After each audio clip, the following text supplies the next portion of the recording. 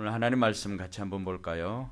구약 성경 전도서 10장 1절로 15절까지 말씀인데 불편하지 않으면 자리에 일어나서 우리가 하나님의 말씀을 받도록 하겠습니다.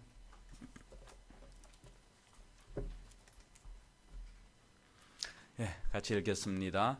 죽은 파리들이 향기름을 악취가 나게 만드는 것 같이 적은 우매가 지혜와 존귀를 난처하게 만드느니라. 지혜자의 마음은 오른쪽에 있고 우매자의 마음은 왼쪽에 있느니라. 우매한 자는 길을 갈 때에도 지혜가 부족하여 각 사람에게 자기가 우매함을 말하느니라. 주권자가 내게 분을 일으키거든 너는 내 자리를 떠나지 말라. 공손함이 큰 허물을 용서받게 하느니라. 내가 해 아래에서 한 가지 재난을 보았노니 곧 주권자에게서 나오는 허물이라. 우매한 자가 크게 높은 지위들을 얻고 부자들이 낮은 지위에 앉는도다. 또 내가 보았노니 종들은 말을 타고 고관들은 종들처럼 땅에 걸어 다니는도다. 함정을 파는 자는 거기에 빠질 것이요 담을 허는 자는 뱀에게 물리리라. 돌들을 떠내는 자는 그로 말미암아 상할 것이요 나무들을 쪼개는 자는 그로 말미암아 위험을 당하리라. 철 연장이 무디어졌는데도 나를 갈지 아니하면 힘이 더 드느니라. 오직 지혜는 성공하기에 유익하니라. 주술을 베풀기 전에 뱀에게 물렸으면 술객은 소용이 없느니라. 지혜자의 입의 말들은 은혜로우나 우매자의 입술들은 자기를 삼키나니 그의 입의 말들의 시작은 우매요 그의 입의 결말들은 심히 미친 것이니라. 우매한 자는 말을 많이 하거니와 사람은 장래 일을 알지 못하나니 나중에 일어날 일을 누가 그에게 알리리요. 우매한 자들의 수고는 자신을 피곤하게 할 뿐이라. 그들은 성읍에 들어갈 줄도 알지 못함이니라. 아멘. 주변에 있는 분들 같이 한번 손을 잡아주면서 간증의 주인공이 됩시다.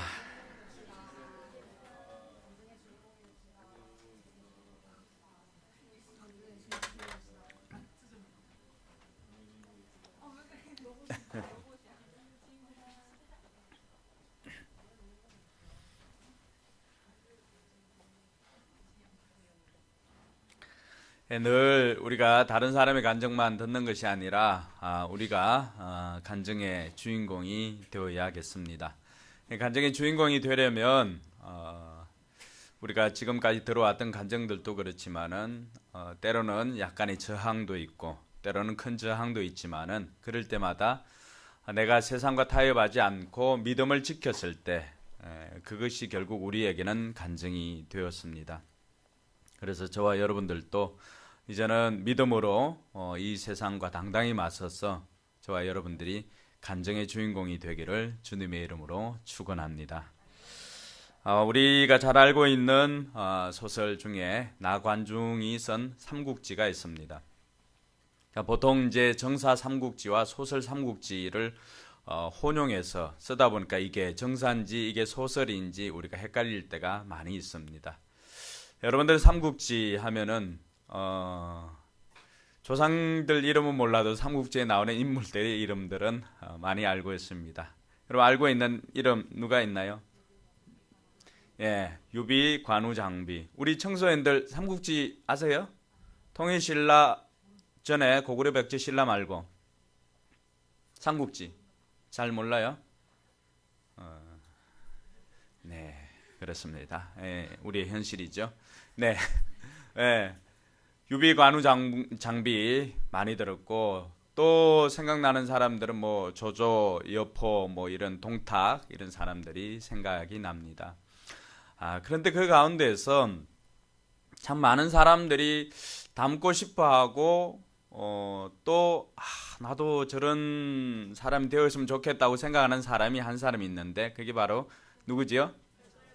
제갈공명입니다. 제갈량이었던 이 제갈공명은 실제 소설에 나오는 이 제갈공명과 실제 삼국지는 조금은 차이가 있습니다. 적벽대전을 기록하는 것도 조금은 차이가 있습니다. 그런데 많은 사람들이 이 제갈공명을 부러워하고 또 닮기를 원하고 심지어 유비, 관우, 장비가 이 제갈공명을 모시기 위해서 어떻게 하지요? 삼고초려 우리 청소년들 삼고초려 이번 주 토요일까지 알아서 목장 모임 때 삼고초려 한번 나눌 수 있기를 바랍니다. 전사님 체크하세요. 삼고초려. 네. 이 삼고초려까지 했는데 그 초가집에 3번 찾아간 거죠. 초가집에 가서 그때 남양이 위치해 있었는데 남양과 그리고 양양에 있는 이 제갈공명을 모시기 위해서 유비와 관우와 장비가 3번이나 찾아가서 간청을 합니다. 그때 유비의 나이는 47, 제갈공명의 나이는 27. 예. 그럼에도 불구하고 이 유비가 제갈공명을 모시고자 했던 것은 무엇 때문이었죠? 예, 그의 지략 때문이었습니다. 지혜. 그래서 이 세 사람이 가서 간절히 요청했던 것은 관우 장비 유비가 힘은 있고 또 싸움에는 능했지만은 그러나 군사적인 어떤 전략을 짤 때나 이런 지략이 필요했었는데 그 부분에 있어서 스승이 되어달라고 군사가 되어달라고 가서 요청을 했습니다. 제갈공명은 결국 그 요청에 응하여서 이 세 사람의 군사가 되어서 전쟁 때마다 아주 뛰어난 지략을 발휘합니다. 가장 기억에 남는 것은 그 소설 삼국지에 보면은 적벽대전이 나옵니다.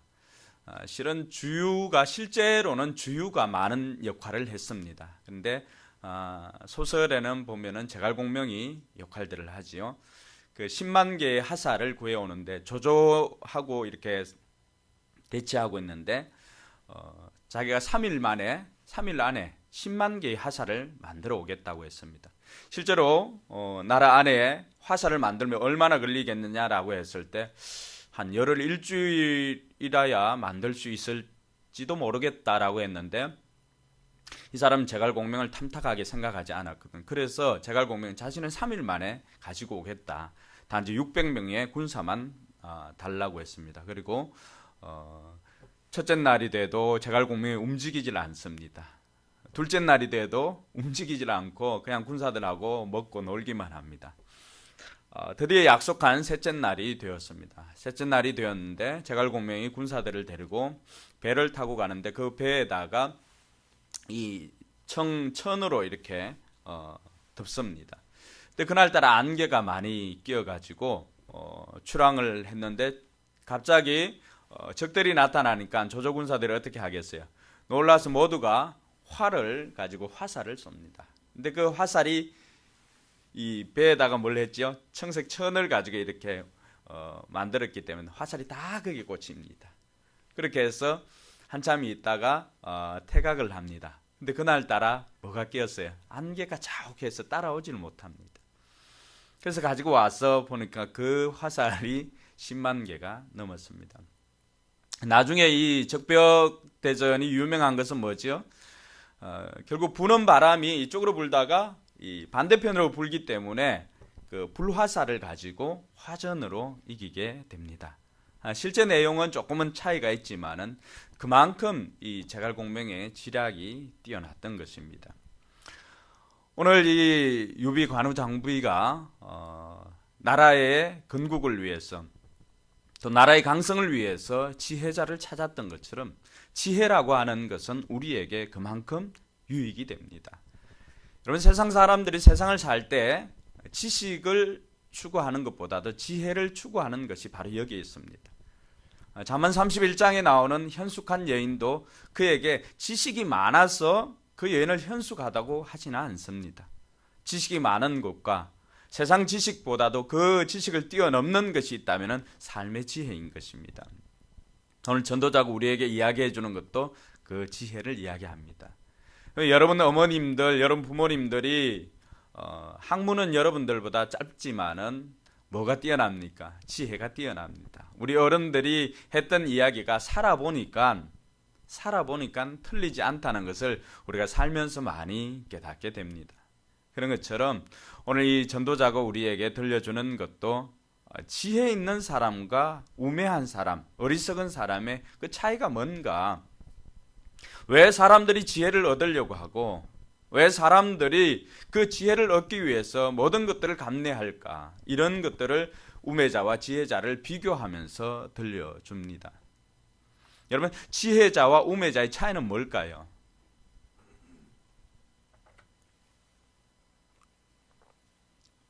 그 차이는 많지 않습니다. 그 차이는 지혜의 차이입니다. 3절 한번 읽어볼까요? 우매자는 길을 갈 때에도 뭐가 부족하다고요? 지혜가 부족하면은 우매자, 또 지혜가 넉넉히 있으면 지혜자가 되는 것입니다. 왜 사람들이 이 지혜를 그렇게 얻으려고 할까? 잠언에 보니까 지혜를 얻는 것은 생명을 얻는 것과도 같다고 했습니다. 잠언 3장 13절에서 18절에 보면은 같이 한번 읽어볼까요? 지혜를 얻은 자와 명철을 얻는 자는 복이 있나니 이는 지혜를 얻는 것이 언을 얻는 것보다 낫고 그 이익이 정금보다 나음이니라. 지혜는 진주보다 귀하니 내가 사모하는 모든 것으로도 이에 비교할 수 없도다. 그의 오른손에는 장수가 있고 그의 왼손에는 부귀가 있나니 그 길은 즐거운 길이요 그의 지름길은 다 평강이니라. 지혜는 그 얻은 자에게 생명나무라. 지혜를 가진 자는 복되도다. 할렐루야. 이렇기 때문에 사람들이 지혜를 얻으려고 하는 것입니다. 지혜를 얻는 것은 금이나 은을 얻는 것보다도 훨씬 더 가치 있는 것이라고 합니다. 그래서 지혜를 얻는 자가 복되다 말하고 있는 것입니다. 저는 목사로서 여러분들에게 축복하는 것은 여러분들이 하나님께서 말씀하시는 이 지혜를 얻게 되기를 주님의 이름으로 축원합니다. 옆사람 그렇게 축복합시다. 지혜자가 됩시다.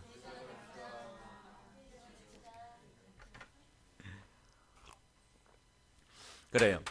여러분들이 지혜자가 되면은 오늘 지혜자와 우매자의 가장 큰 차이가 뭘까? 또 어떻게 하면 지혜자가 될까? 성경이 우리에게 이야기하는 것은 지혜자가 되는 가장 근본적인 비결은 여호와를 경외하는 것입니다. 여호와를 경외하는 것이 지식의 근본이라고도 하고 여호와를 경외하는 것이 지혜의 근본이라고 했습니다. 그러므로 저와 여러분들이 이 지혜자가 되기 위해서 가장 우선시해야 되고 가장 먼저 해야 되는 것은 여호와를 경외하는 삶을 사는 것입니다.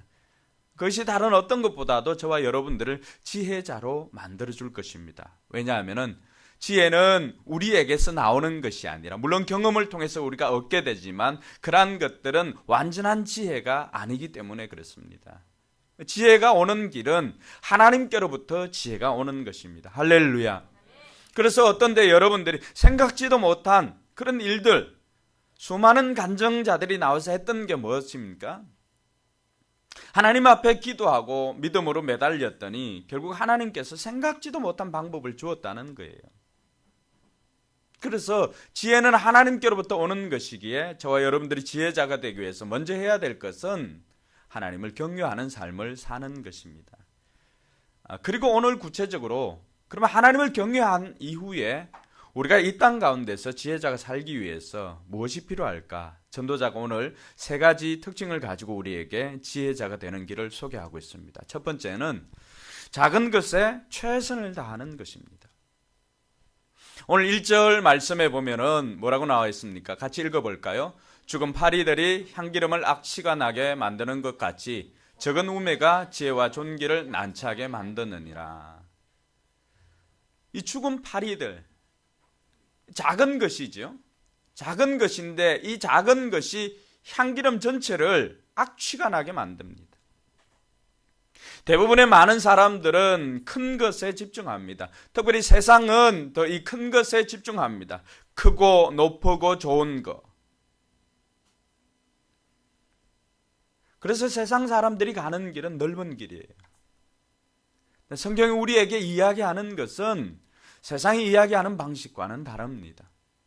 하나님께서 우리에게 이야기하는 것은 큰 것에 집중하는 것이 아니라 작은 것에 충성하라. 그리하면 뭡니까? 큰 일을 맡기리라. 할렐루야.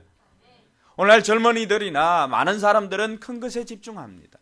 또 크게 되기를 원합니다. 크게 되기를 원하지만은 그러나 행동은 그렇게 하지 않습니다. 제가 우리 청년들을 만날 때나 아니면은 젊은이들 만날 때 하는 이야기가 있습니다. 사장이 되고 싶으면 누구처럼 일해야 됩니까? 사장처럼 일해야 됩니다. 여러분, 사장이 노는 것 같지만은 사장이 제일 열심히 일을 합니다. 교회를 가보면은 마지막에 에어컨 전원을 끄고 불 끄러 다니는 사람 누굴까요? 그 교회 담임 목사입니다. 사장의 마음도 그렇습니다. 사장처럼 생각하고 사장처럼 일을 해야만이 사장이 될 수가 있습니다. 많은 책임 따르고 그렇습니다. 종종 우리 집에서는 이야기하는데 아이들에게 왕이 되려면 뭘 해야 될까요? 왕관을 견딜 힘이 있어야 왕이 될 수가 있습니다. 많은 사람들은 그 책임을 지지를 않습니다. 대부분의 사람들은 큰 것에 집중을 하고 하지만 성경이 가르쳐주는 것은, 오늘 전도자와 또 성경이 가르쳐주는 것은 작은 것에 작은 것부터 최선을 다하라는 것입니다. 그래서 마태복음 25장 21절도 우리에게 동일하게 이야기해 줍니다. 같이 읽겠습니다. 그 주인이 이르되 잘하였도다 착하고 충성된 종아, 내가 적은 일에 충성하였음에 내가 많은 것을 내게 맡기리니 내 주인의 즐거움에 참여할지어다 하고. 할렐루야. 네, 처음부터 큰 것 하는 게 아니지요. 지금 내가 하고 있는 일, 그것 시시하게 생각하지 않고 최선을 다했더니 나중에는 큰 것까지도 맡기게 되는 것입니다. 하나님 나라의 비결만 이런 것이 아닙니다. 세상도 마찬가지입니다. 여러분, 지금의 현대를 세운 창업자가 누구지요? 네, 고 정주영 회장입니다. 정주영 회장이 처음부터 이렇게 크게 세워놓은 것 아니지요. 그 시작은 쌀가게 점원이었습니다. 그가 쌀가게 점원으로 있을 때에도 주변에 있는 여러 쌀가게들과 달랐던 것은 배달을 하거나 이렇게 할 때도 조금이라도 흐트러지지 않고 배달을 하고, 또 가게도 정리를 할 때 정말로 이 분류나 이런 것들을 잘하고 항상 청소를 하고 언제든지 이 자전거로 배달할 준비를 다 갖추어 주고, 그리고는 고객들이 원하는 게 뭔지를 알고 고객 위주로 생각을 했습니다. 우리가 생각할 때는 어떻습니까? 쌀가게 점원인데 거기서 뭘 더 하겠냐라고 하지만, 그러나 그렇게 주어진 것 시시하게 생각하지 않고 최선을 다했을 때 쌀가게 주인이 나중에 맡길 때 누굴 맡기겠습니까? 정주영 씨에게 다 맡긴 것입니다. 그걸 기준으로 해서, 그걸 바탕으로 해서 현대 자동차까지, 건설까지도 나중에는 세우게 되었던 것입니다. 여러분, 0.001초, 0.1초, 여러분들에게는 아무 문제가 없는 눈 깜빡할 그런 시간이지만 그 작은 것이라도 육상선수에게는 어떻게 될까요? 그 0.01초의 차이, 그 차이로 메달 색깔이 바뀌게 됩니다. 우리가 작은 것이라고 시시하게 생각하고 작은 것이라고 무시하고 그러지 말아야 합니다. 성경이 가르쳐주는 지혜도 바로 그런 것입니다. 그러면 이제 수능을 치르고 이제 합격 소식을 기다리고 또 원서를 접수하고 이런 일들을 지금 계속 하고 있습니다. 그 아이들의 지금의 마음에 소원하는 것이 뭘까요? 한 문제입니다. 한 문제. 최저를 맞추는 아이들은 어떨까요? 우리 조카도 경대 영문과에 합격을 해놓고 최저를 맞추는데 영어 문제 한 문제 때문에 등급이 떨어져서 결국엔 떨어졌습니다.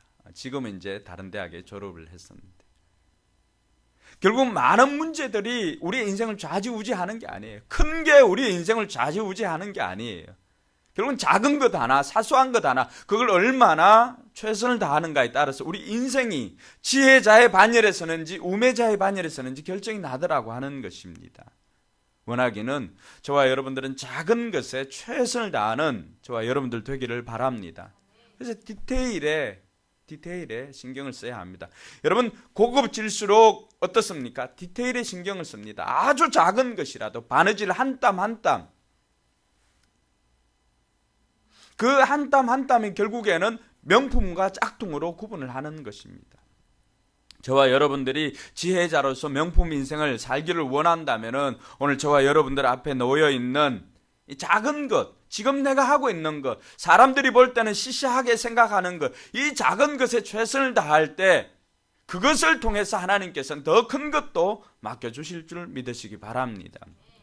오늘날 많은 사람들의 국민 야식이 된 치킨, 여러분 국내 닭 생산 제일 많이 하는데 어딜까요?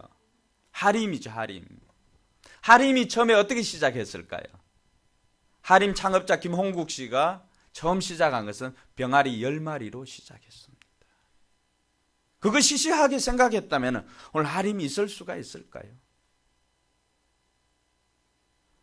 사람들이 볼 때는 너무나 보잘것없는 것이지만, 그러나 지혜자는 그 주어진 작은 일에 최선을 다했을 때 결국에는 그것을 통해서 큰 일을 만들어냈다는 것입니다.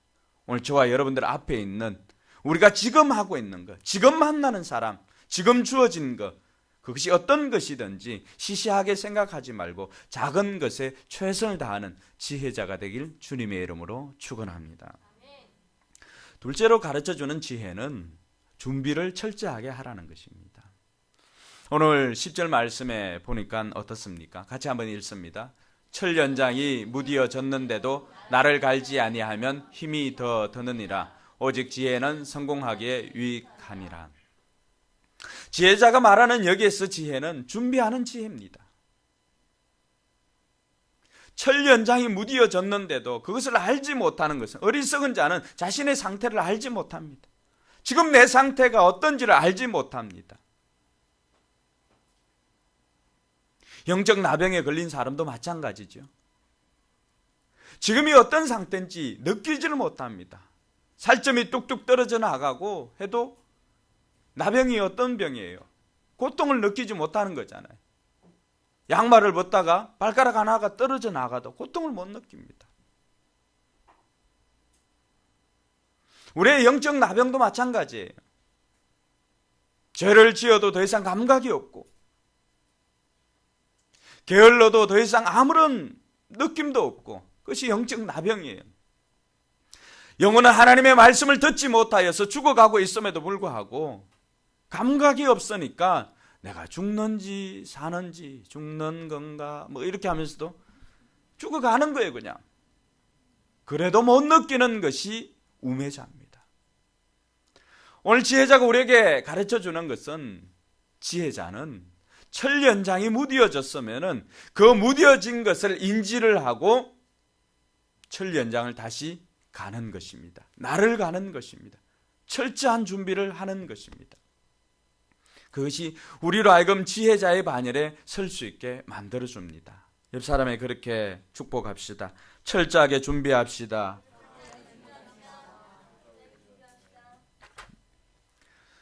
원래 하나이글스가 굉장한 그 이슈를 일으켰죠. 그 중심에는 김성근 감독이 있습니다. 김성근 감독이 썼던 책 중에 리더는 사람을 버리지 않는다, 거기에 보면은 김 감독이 이런 표현을 합니다. 기적은 준비된 사람에게 주어진 것이다. 근데 그 준비는 철저하게 준비하는 것이라고 했습니다. 그래서 이진영 선수 이야기를 하면서, 이진영 선수가 늘 그 수비하는데 불안함이 있었습니다. 그래서 심지어는 어느 정도까지 준비를 시켰냐 그러면은, 이진영 선수가 SK에 있을 때 일루수를 이렇게 세워놓고 이 펑고라고 하죠. 지금도 하나는 게임에 지면은 그날 밤은 예외 없이 지옥의 펑고를 합니다. 이진영 선수 일루수에 있는데 어느 정도까지 했냐면 포수 마스크를 씌워놓고, 왜냐하면 다치기 때문에 숏바운더를 이 펑고를 쳐 주었습니다. 근데 그것이 결정적인 순간 한국 시리즈 때 그 숏바운더 그동안 그렇게 몸이 익숙하도록 연습을 시켜놓으니까, 철저하게 준비해놓으니까 무의식 중에 숏바운더가 왔을 때 모든 사람들이 빠졌다라고 했는데 숏바운더 처리해가지고 그 공을 건질 수가 있었다고 합니다. 김성근 감독이 고백하는 것은 철저한 준비 때문이었다고 했습니다. SK에 최병용 선수가 있습니다. 덩치 이렇게 큰 선수. 그 선수는 처음부터 투수가 아니었습니다. 내야수 출신이었습니다. 내야수 출신이니까 기본적으로 수비가 탄탄하겠지요.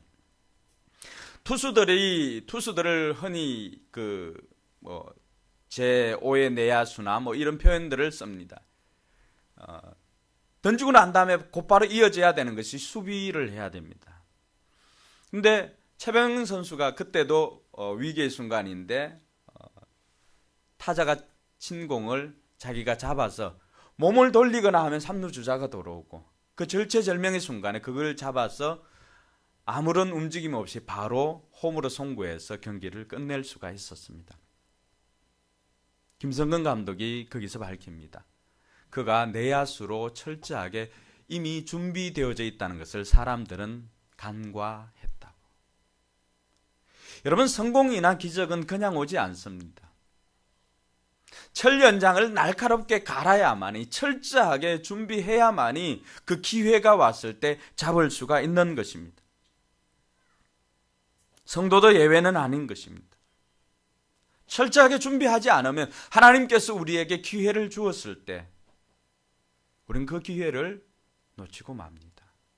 그러면서 다른 것들을 핑계댈 수가 있습니다. 김성근 감독이 그 책에서 밝혔던 것, 이런 글이 있습니다. 가진 것이 많더라도 준비하라. 가진 것이 부족하면 더욱 철저하게 준비하라. 거기에 승리를 위한 비결이 숨어 있다. 많은 사람들은 그의 방식에 대해서 욕을 하기도 하고, 또 어떤 사람들은 그의 리더십에 대해서 칭찬을 하기도 합니다. 그러나 분명한 것은 그를 칭찬하든 그를 욕을 하든 분명한 것은 그는 선수들을 철저하게 준비시킨다는 것입니다. 그렇게 해서 그를 만났던 사람 중에 많은 사람들이 다시금 기회를 얻었습니다. 그 증거가 지금은 없어졌지만 고향 원더스 감독으로 이 프로리그가 아닌 다른 리그를 만들어서 거기에서 선수들을 발굴하고, 어떻게 보면은 청춘 FC보다는 좀 더 수준 높은 미생들이었습니다. 그 사람들을 훈련시켜서 철저하게 준비시켜서 어디로 보냈습니까? 프로구단으로 다 보냈습니다.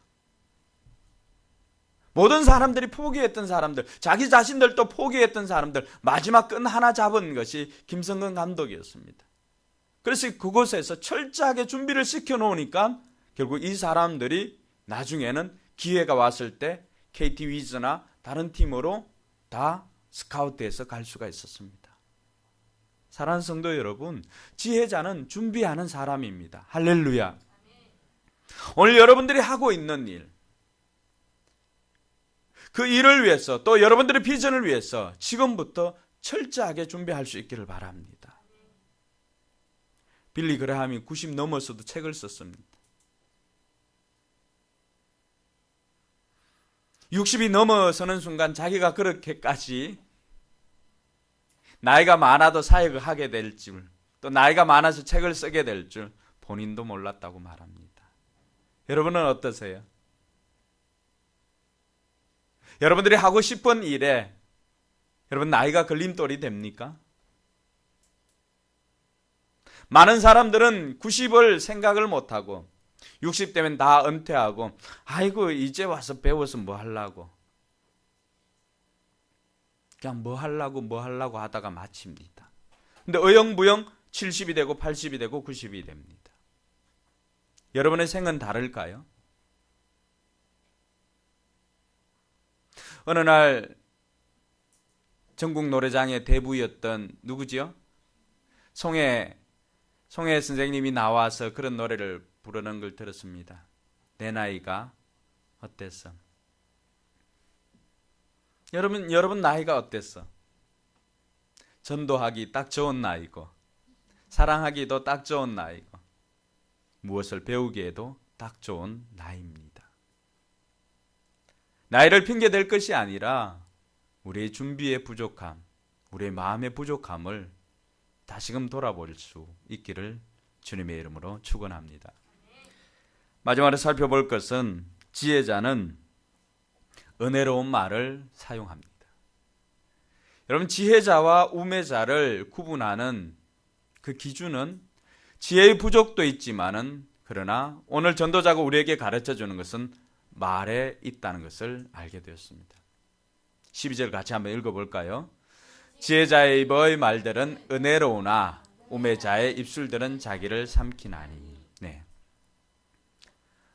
지혜자는 말로서 성공하는 사람이지만 우매자는 말로서 실패하는 사람입니다. 그래서 우매자는 말을 많이 한다라고 말합니다.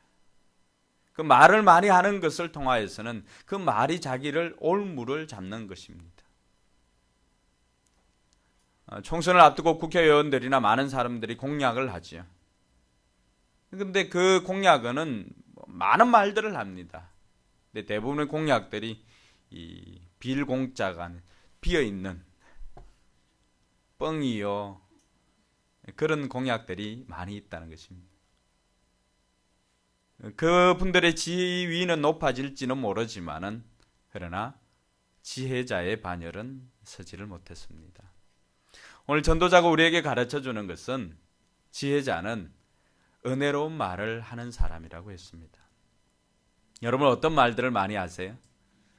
살리는 말을 많이 합니까? 죽이는 말을 많이 합니까? 지난번 그 EBS 어떤 영상을 보니까 한 아이가 100점을 맞아 온 시험지를 가지고, 고등학생이 여자아이였어요. 엄마에게 줬습니다. 이제 됐어? 하고 딱 이렇게 줬습니다.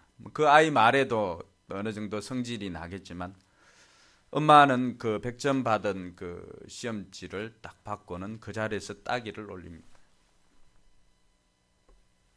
이렇게 할 줄 알았으면 진작 이렇게 하지.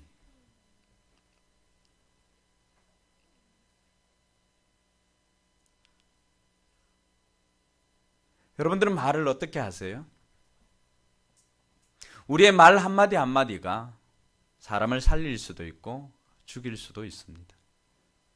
하나님께서는 말씀으로 이 땅을 창조했습니다. 하나님의 자녀들은 창조의 말을 해야 합니다. 하나님께서는 명령을 하였을 때, 성령님께서 명령하였을 때 어땠습니까? 마른 뼈들도 하나님의 큰 군대가 되었습니다. 생기를 불어넣었을 때 생기가 들어갔습니다. 하나님의 자녀들의 말은 살리는 말, 그리고 창조의 말을 해야 합니다. 할렐루야.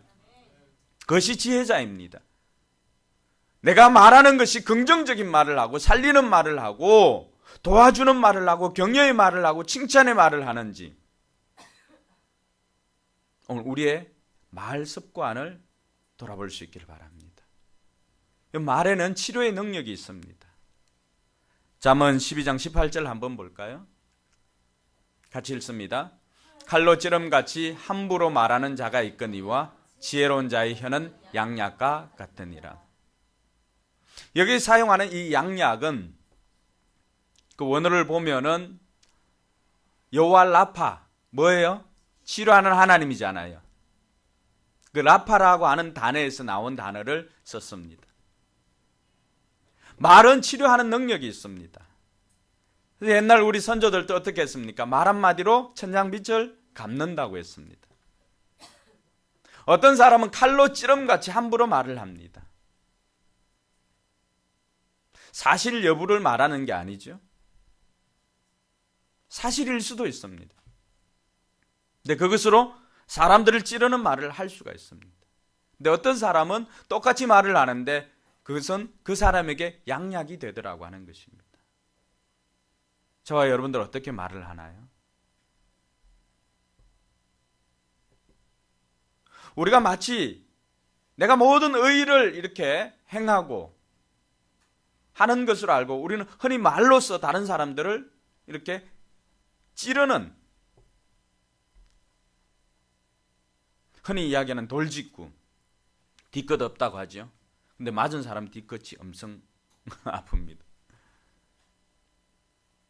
그런 말이 아니라 오늘 지혜자는 그 말을 할 때 사람들이 치료를 받는다고, 힐링이 된다고 말하고 있습니다. 저와 여러분들의 말이 다른 사람을 살리는 말이 되기를 주님의 이름으로 축원합니다. 성경 우리의 혀에 권세가 있다고 했습니다. 잠언 18장 21절에 보니까 같이 읽습니다. 죽고 사는 것이 혀의 힘에 달렸나니 혀를 쓰기 좋아하는 자는 혀의 열매를 먹으리라. 아멘. 내가 어떤 말을 하는가에 따라서 우리 죽고 사는 것이 혀에 달렸다고 말하고 있습니다. 여러분 어떤 말을 하고 사세요? 저와 여러분들은 그 열매를 지금 먹고 있는 것입니다. 내가 지금까지 해왔던 말들의 열매를 지금 먹고 있는 거예요.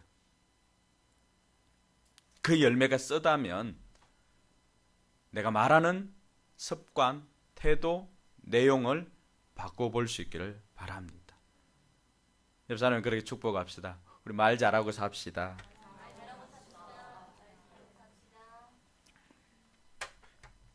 그럼 우리가 어떤 말을 해야 할까? 축복의 말을 하고 살리는 말을 하고 그렇게 해야 되는데, 하나님께서 이 아론과 그 자녀들에게 주신 축복이 있습니다. 그것은 바로 축복의 말을 하라는 것이었습니다. 민수기 6장 한번 볼까요? 민수기 6장 22절에서 27절입니다. 같이 읽어봅니다. 여호와께서 아론과 그의 아들들에게 말해요. 너희는 이스라엘 자손을 위하여 이렇게 축복하여 이르되, 여호와는 내게 복을 주시고 너를 지키시기를 원하며, 여호와는 그의 얼굴을 내게 비추사 은혜 베푸시기를 원하며, 여호와는 그 얼굴을 내게로 향하여 드사 평강 주시기를 원하노라 할지니라 하라. 그들은 이같이 내 이름으로 이스라엘 자손에게 축복할지니 내가 그들에게 복을 주리라. 할렐루야. 축복의 말을 하라고 했습니다. 축복의 말을. 제가 지난 주간 느끼고 깨달았던 것이 바로 그것이었습니다. 나도 축복의 말을 해야 되겠구나. 우리 성도들에게 축복을 빌어줘야 되겠구나. 받는 것은 여러분들이잖아요. 예. 여러분들도 여러분 가족들에게 또 자녀에게 이 축복의 말을 하기를 바랍니다. 예. 여러분들이 복을 주는 건 아니잖아요. 우리가 축복의 말을 하면 누가 복을 주신다 그랬어요? 하나님께서 복을 주신다고 했습니다. 내가 그들에게 복을 주리라. 말은 누가 하는 거예요? 말은 우리가 하는 거예요. 복은 누가 주는 거예요? 하나님이 주시는 것입니다. 할렐루야. 지혜자는 이 원리를 깨달았던 거예요. 그래서 자신의 말을 통해서 다른 사람에게 복을 빌어줍니다. 자녀들에게 복을 빌어줍니다. 여러분 아낌없이 복을 빌어주시기를 바랍니다. 우리 어머님들은 우리 애들에게 복을 많이 빌어줬어요. 물론 그 중에는 욕을 통해서 저주하기도 했죠. 나가서 뭐 해라. 이 망할 놈의 뭐야. 이렇게 했습니다. 그런데 우리는 어릴 때 그 축복을 너무나 많이 받고 자랐습니다. 코가 나올 때마다 뭐라고요? 흥해라. 흥해라. 은창이는 지금도 흥해라고 축복을 하지. 지금 풀었네. 하지 말고 하면서 이렇게 해야 돼요. 여러분 말하는 대로 됩니다. 네. 하나님께서 우리에게 주신 것이 그 복이에요. 말의 권세를 주었어요. 그래서 말에는 견인력이 있어요. 끌고 가는 거. 각인력이 있어요. 말만 견인력이 있는 게 아니라 말에도 견인력이 있습니다. 말하는 대로 이끌어가는 거예요. 그리고 말은 새겨집니다. 각인력이 있습니다. 그래서 여러분들이 어떤 말을 하는가에 따라서 그 사람의 심령에 새겨지는 것이 있습니다. 여러분들이 마음에 가지고 있던 상처들 대부분은 말 때문일 것입니다. 부부와의 사이에도 상처는 IS가 어디를 폭격했고 그것 때문에 싸우는 거 아니잖아요. 그것 때문에 싸우나요? 그런 가정 유엔에 좀 제가 추천을 해줘야 되겠습니다. 그것 때문에 싸우는 거 아니에요. 말 때문에 싸우는 거죠. 말 때문에. 그럴 때 은혜로운 말을 하는 사람이 지혜자라고 그렇게 말하고 있습니다. 사랑하는 성도 여러분, 저와 여러분들이 사용하는 말이 이런 생명을 살리는 말, 그리고 격려하는 말, 축복의 말이 되기를 주님의 이름으로 축원합니다.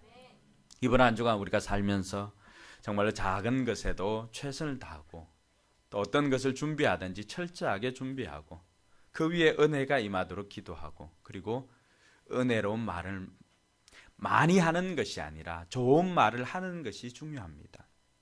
그래서 이번 한 주간 이런 삶을 통해서 하나님의 일하심을 경험하는 지혜자가 되기를 주님의 이름으로 축원합니다. 기도하겠습니다. 여러분 들었던 말씀을 한번 생각하면서 기도하기를 원합니다. 하나님께서 여러분들에게 주셨던 그 생각들 그리고 비전들, 하나님은 여러분들이 지혜자로 살기를 원하십니다. 그 지혜와 어리석음의 차이는 내가 얼마나 지혜를 가지고 있는가에 달려 있었습니다. 오늘 지혜는 우리가 멀리 있다고 생각하고 많이 배운 사람들의 것이라고 생각하지만 실제로는 그렇지 않았습니다.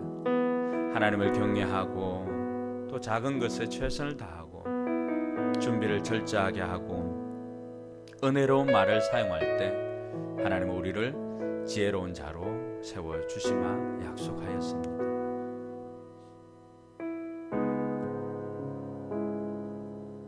여러분들 마음속으로 들었던 말씀 생각하고 결단하는 시간 되기를 바랍니다.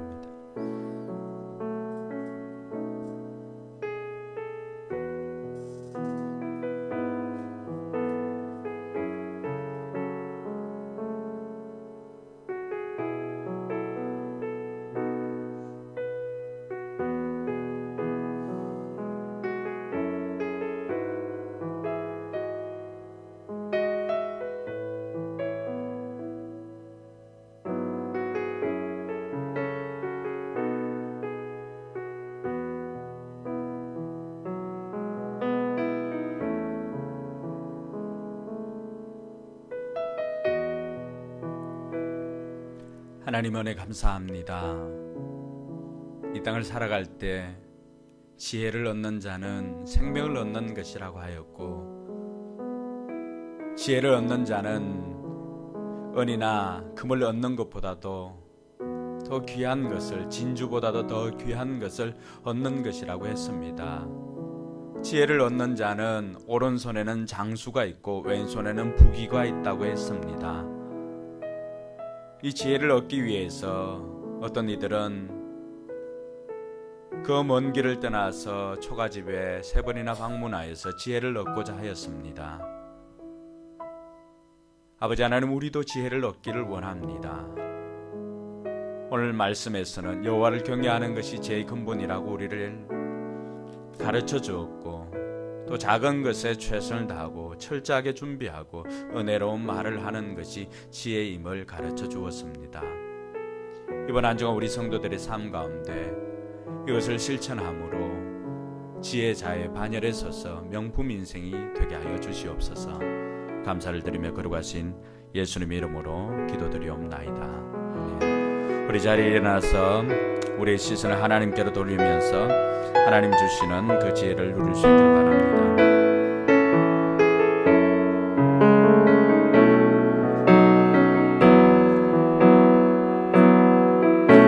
내게로부터 눈을 들어 주를 보기 시작할 때 주의 일을 보겠네. 내 작은 마음 돌이키사 하늘의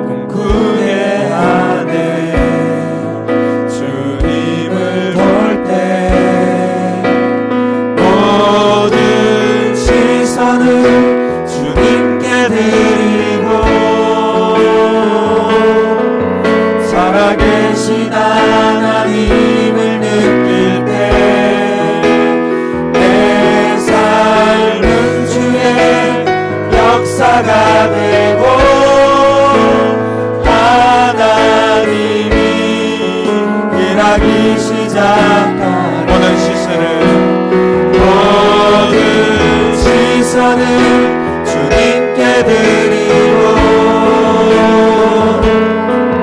전능하신 하나님을 느낄 때 세상은 주의 나라가 되고 하나님이 일하기 시작하네.